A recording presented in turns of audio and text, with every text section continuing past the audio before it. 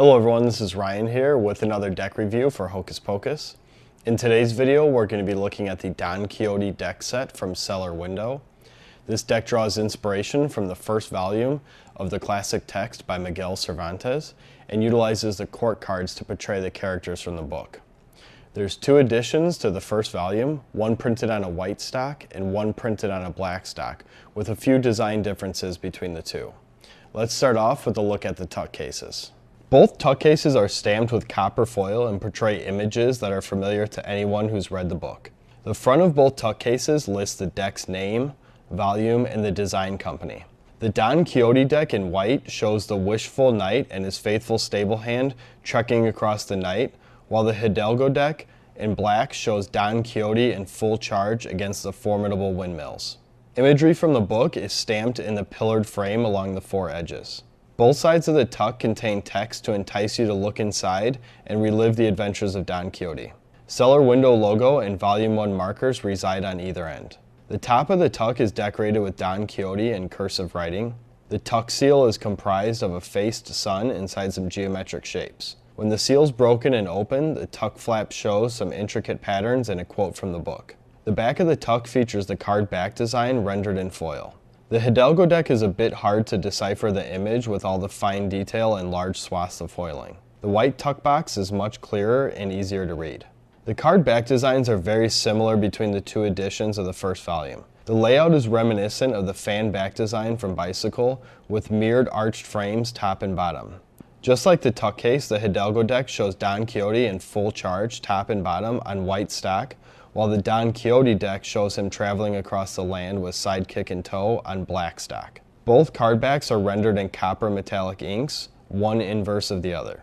The design is centered on a flower-like image with concentric rings of oriented dashes. Windmills and sabers mark the cardinal directions, while organic designs fill the background. A sun and a moon can be found blending in with the patterns. The card faces of both editions use the same artwork with slight differences to set them apart. The Don Quixote deck uses only one color of metallic ink with gradations over black stock and gray speckling throughout. If you have a good eye, the speckling can be used to orient the cards in one direction on both the faces and the backs. The Hidalgo deck adds a black ink to the mix, an array of interesting circle and boxes as a backdrop for the card faces. Indice details extend halfway down either side. Black ink fills a gold trim on the spades and clubs. The aces of both decks have larger pips, with bottom portions filled with floral patterns from the back design and the top portion with images from the Cervantes tale. The ace of spades features the deck's namesake in a heroic pose. The core cards are composed of characters from the book. Most notable are Don Quixote as the king of spades and his faithful stable hand Sancho Panza as the jack of spades. The queens are depicted by Dulciana and other crucial females from Don Quixote's encounters. The second joker lists all the characters and the suits they represent. The last remaining card is a single joker. Marcella stands beautifully with hands on hip, gazing into the distance, looking for the next man to charm but never marry. Cellar Window commissioned Legends to print the deck with diamond finish. The result is a firm and sturdy card with amazing slickness to them. They fan easy, but double work and packets remain together without much pressure. An inverse back design is hard to pull off while still maintaining balance. There are a few areas that might have been cleaned up a bit for clarity, but there's also some areas like the floral pattern that look equally beautiful both ways.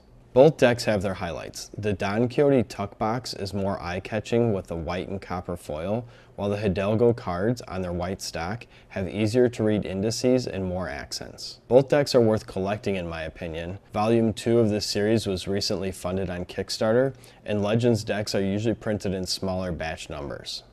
If you're interested in the Don Quixote story, the artwork, or the collectability of a series, I recommend picking these decks up before the Volume 2 is fulfilled on Kickstarter. There's usually a spike in demand when a sequel is released. As always, you can click your way over to hocus-pocus.com, where you can find these decks and over 600 others in their card deck section. Thanks for watching, and stay tuned for more reviews.